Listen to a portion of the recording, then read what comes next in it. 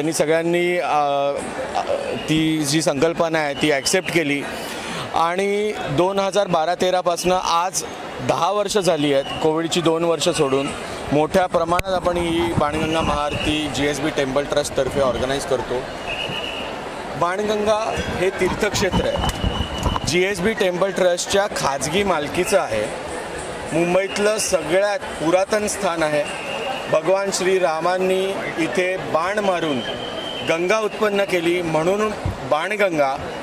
आणि संस्कृतमध्ये वाळूला वालुका म्हणतात, तर वालुकेचं शिवलिंग बनवलं म्हणून वाळुकेश्वर महादेव म्हणून हे वाळुकेश्वर महादेवाचं मंदिर प्रसिद्ध आहे. समस्त मुंबईकरांसाठी आज ही बाणगंगा हे एक प्रतिष्ठेचं धार्मिक आणि अतिशय भावपूर्ण असं श्रद्धास्थान निर्माण झालेलं आहे. आणि सगळ्यात महत्त्वाचं म्हणजे GSB टेम्पल ट्रस्टला बाणगंगा तीर्थक्षेत्र कॉरिडॉर हा डिक्लेअर करायचा आहे. त्याच्यासाठी समस्त मुंबईकरांनी सहभागी व्हावं आणि हा संदेश पंतप्रधानांपर्यंत पोचावा अशी आमच्या ट्रस्टची आणि आयोजकांची म्हणून इच्छा आहे. आणि बाणगंगा तीर्थक्षेत्र कॉरिडॉर हा प्रमोट व्हावा एवढंच या मागचं उद्देश आहे. नुसतं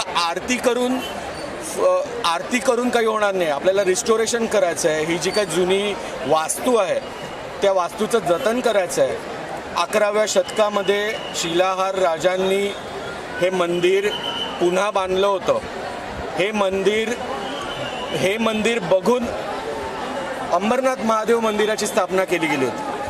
त्याच्यामुळे अंबरनाथ महादेव मंदिर हे इतकं अप्रतिम आहे, तर आपलं वाळकेश्वर महादेव मंदिर हे पुन्हा तसं पुनर्स्थापित व्हावं अशी आमची इच्छा आहे. कारण 17व्या शतकात पोर्तुगीजांनी ते उद्ध्वस्त केलं होतं. तर कॉरिडॉरचा हा एक भाग असेल. त्यानंतर रामकुंड म्हणून एक परिसराचे अवशेष आपल्याला सापडले आहेत की जिथे दशरथाचं भगवान श्रीरामांनी अस्थिविसर्जन केल्याचं आख्यायिका आहे. आणि हा रामकुंड समुद्राकडे जिथे बाणगंगा जाते त्या ठिकाणी हा रामकुंडाचा परिसर आहे. अस्थिविसर्जन हे आम्हाला बाणगंगेतनं थांबवायचं आहे आणि खरं रामकुंड आम्हाला तिथे पुन्हा प्रस्थापित करायचं आहे. त्याच्यासाठी गव्हर्नमेंटला सुद्धा इनिशिएटिव्ह घेणं गरजेचं आहे. कारण तिथे आज आपलं दुर्दैव असं आहे की तिथे आज झोपड्या झाल्यात आणि तिथे कचराकुंडी आहे. तर सर्व मीडियानी सुद्धा आम्हाला या बाणगंगा तीर्थक्षेत्र कॉरिडॉरसाठी मागील काही वर्षापासून बाणगंगेच्या महाआरतीला लोकांचा प्रचंड प्रतिसाद लाभतोय. कोरोनाची 2 वर्ष सोडली ती एक मर्यादित स्वरूपात बाणगंगेची महाआरती झाली. तर आता जी लोक येत आहेत त्यांच्या येण्या जाण्याचं जे नियोजन आहे त्या नियोजनामध्ये कुठेतरी अभाव निर्माण झालेला आहे, काय सांगू? नक्कीच इथे येणारे जे रस्ते ते अतिशय निमुळते.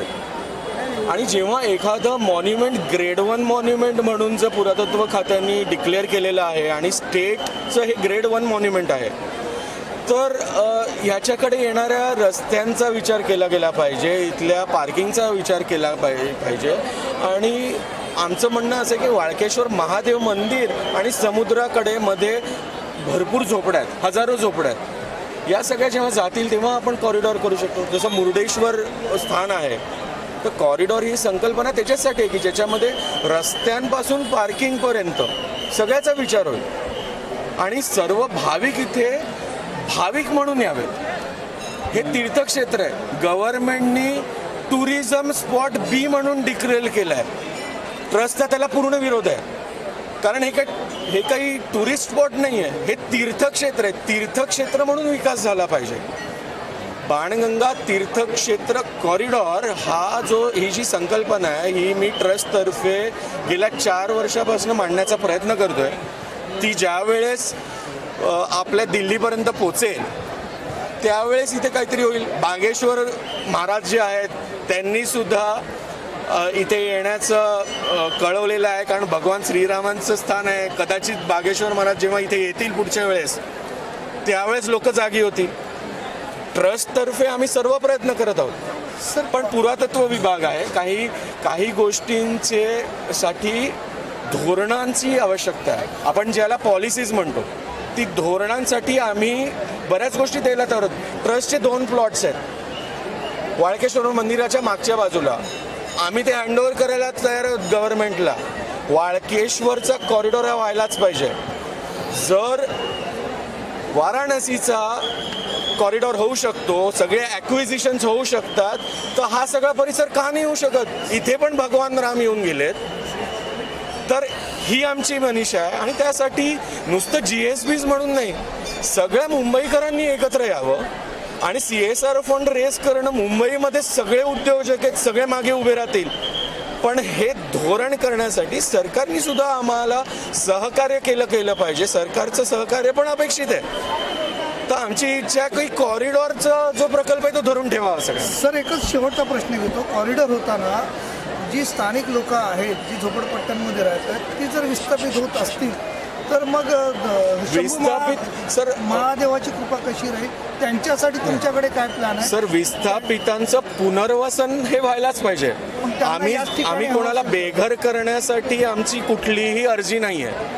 कोणी बेघर होणार नाही. मी म्हणतोय की स्पेशल पॉलिसी केली गेली पाहिजे. जर हा ग्रेड 1 मॉन्युमेंट आहे आणि याला जर कॉरिडॉर डिक्लेअर केला तर गव्हर्नमेंट तिप्पट पैसे देऊन सुद्धा त्यांनी वाराणसीला दाखवलंय.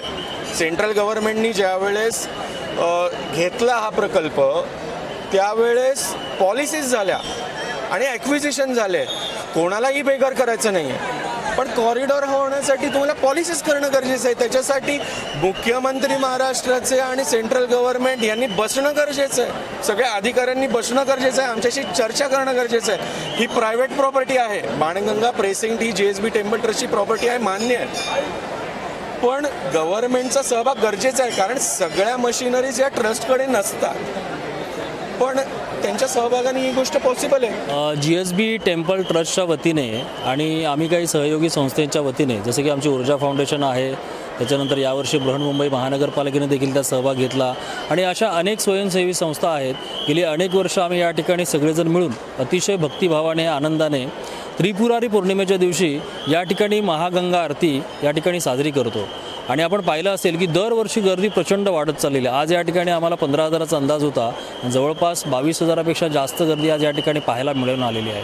त्यामुळे आमचा जो मानस आहे, ही गंगा आरती सुरू करण्याचा जो मानस आहे तो याच्यासाठी आहे की आपण सगळेजण वेगवेगळ्या तीर्थक्षेत्री आपण जातो. जसं वाराणसीला जातो, त्याच्यानंतर आपण ऋषिकेशला जातो, हरिद्वारला जातो. त्या ठिकाणी देखील दररोज किंवा काही ठराविक तिथीच्या वेळेला गंगा आरती होते.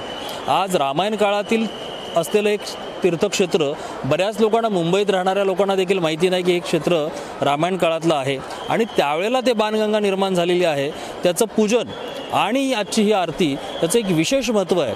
आणि त्याचमुळे एवढं प्राचीन आणि पवित्र तीर्थक्षेत्र जे आहे याच्यासाठी बाणगंगा कॉरिडॉर निर्माण झालं पाहिजे अशी मागणी गेली अनेक वर्ष आम्ही करतोय.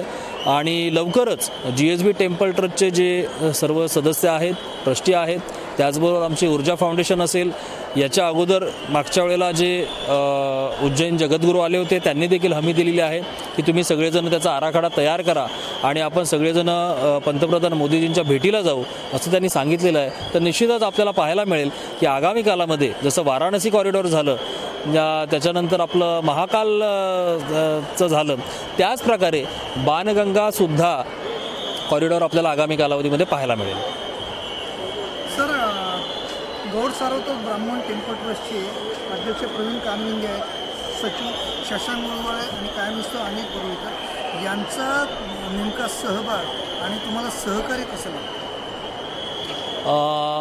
GSB टेम्पल ट्रस्टचे जे अध्यक्ष आहेत, सचिव आहेत आणि इतर सर्व सदस्य आणि विशेष करून CEO ऋत्विक औरंगाबादकर या सगळ्यांच्या संकल्पनेतून की यांनी सुरुवात यांनी केली आणि पुढाकार घेतला की ज्या वेळेला आपल्याला हे करायचं आहे, अनेक अडचणी आल्या त्यांना देखील हे करण्यामध्ये, ते परवानगी असतील, स्थानिक लोकांची होणारी गैरसोय असेल, या ठिकाणी झालेलं अतिक्रमण असेल, या अनेक गोष्टीमधून या गोष्टीचं श्रेय मात्र निश्चितपणे GSB टेम्पल ट्रस्टचे जे अध्यक्ष सचिव आणि बाकी सगळे जे सदस्य आहेत त्यांना निश्चितपणे द्यावं लागेल. आज हा सगळा आपण वैभव सोहळा पाहतोय, एवढी सगळी मांदिळे या ठिकाणी पाहतोय, याचं संपूर्ण श्रेय केवळ GSB टेम्पल ट्रस्टलाच आहे. हरचरण कृतवाक्कायजं कर्मजं वा श्रवणनयनजं वा मानसं वापराधं विहितं सर्वमेतत् क्षमस्वं. जय जय करुणाब्जे श्री महादेव शंभो. हर हर करुणाब्जे श्री महादेव शंभो. शिव शिव करुणाब्जे श्री महादेव शंभो. नमः पार्वती पतये. हर हर हर महादेव.